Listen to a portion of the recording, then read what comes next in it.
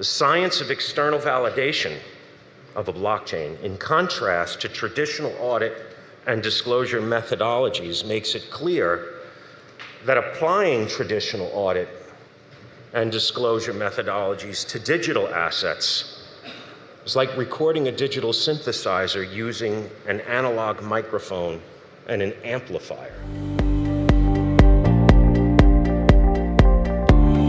Information embargoes, bringing auditing to the 21st century. Despite all odds, blockchain technology has managed to bring excitement and practicality to the auditing table. Let's crunch some numbers. Jason Meyers, Auditchain.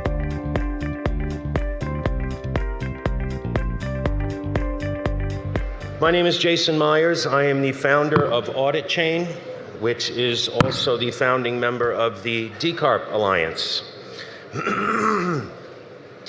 I would like to thank the organizers of this event for allowing me to address you here today. And Finance Minister Schembri is going to want to hear this. For those of you who don't know me, I sat next to the audit and financial reporting profession for 25 years. My work in blockchain was inspired by a devastating conflict with a regulator over an accounting. When I had my aha moment in blockchain, I immediately became convinced that the accounting, audit, and financial reporting was its best use case. So I began writing a paper titled Decentralized Continuous Audit and Reporting Protocol Ecosystem. I saw that an enterprise was a blockchain, that its auditor was its validator, and that its financial statements was its block explorer.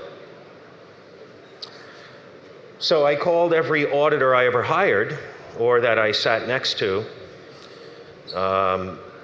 seek for my sanity. When I witnessed the DAO hack, I ignored the hack. How many of you actually witnessed the DAO hack?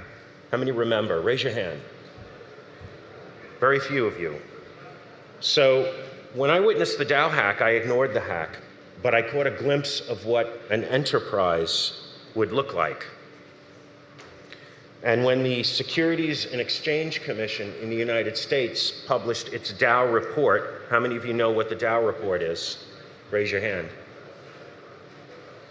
I immediately knew what the future of audit and reporting would look like. So I formed a company, and I assembled a team, and we began working feverishly, developing what we believe to be the world's first decentralized, continuous audit and real-time financial reporting protocol. It's not what I planned for my life. I didn't just wake up one day and decide to do this. But I don't remember working so joyously 20 hours a day as a banker either. So this is a monumental effort, and it requires an army. And so I began recruiting members of the blockchain, accounting, audit, and financial reporting community. And today we are a consortium-based project of approximately 50 members.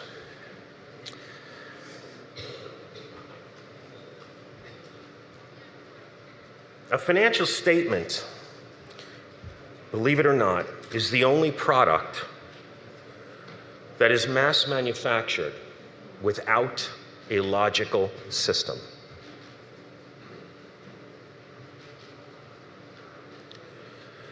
When drawing a comparison, the science of external validation of a blockchain, in contrast to traditional audit and disclosure methodologies, makes it clear that applying traditional audit and disclosure methodologies to digital assets is like recording a digital synthesizer using an analog microphone and an amplifier. It just simply lacks fidelity. To put it in block speak, global disclosure frameworks are protocols. Block times are 90 days. Only a fraction of enterprise data is tentatively and conditionally validated by a single off-chain node.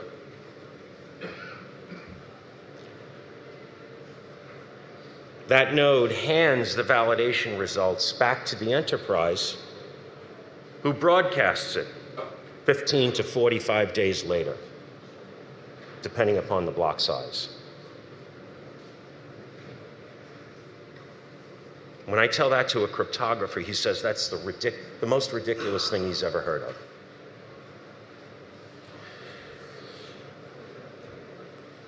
Despite the knowledge and the culture gap, the field of cryptography and the audit profession seem to have more in common than most people realize. A blockchain uses cryptography to immutably preserve and prove the integrity of information. A blockchain uses cryptography, an auditor follows methodology to verify the integrity of that information. From this perspective, the two fields seem to be close enough aligned to overcome their technical differences. Culture, on the other hand, might be a little bit of a different story. What we propose is an open ledger-based, continuous audit and real-time financial reporting protocol. We don't believe that traditional disclosure frameworks are sufficient for digital assets.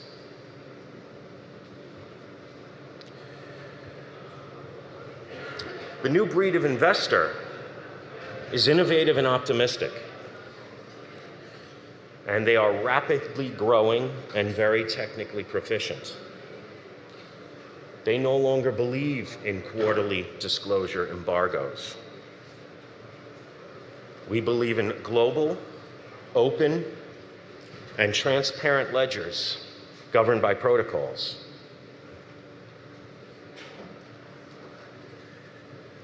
If enterprises want their capital, these are the types of internal controls and disclosure controls that they require for them to make an informed investment decision.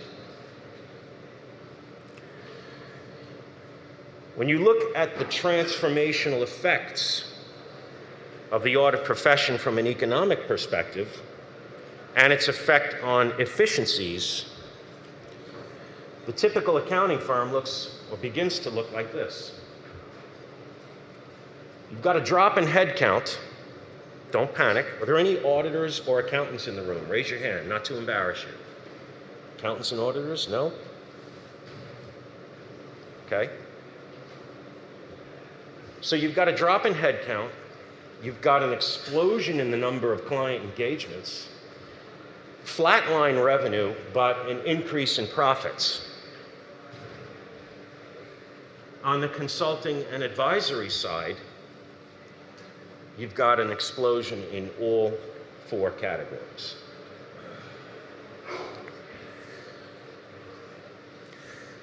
Consequently, it's a boon to consulting and advisory because they're going to be the ones that give guidance to traditional enterprises in their transformation. It's also a benefit to regulatory agencies. Its effects are profound, as a reduction in enforcement action reduces the need for budget appropriation requests.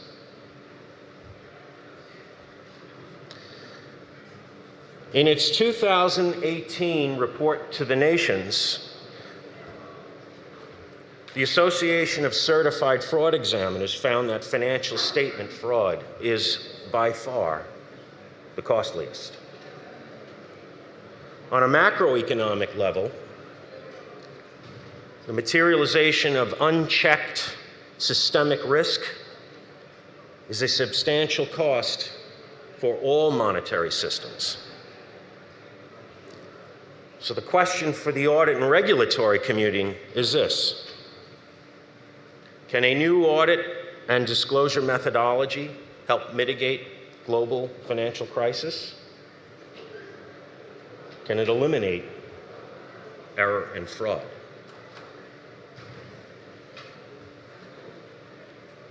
What we're proposing to regulators, governments, enterprises, and investors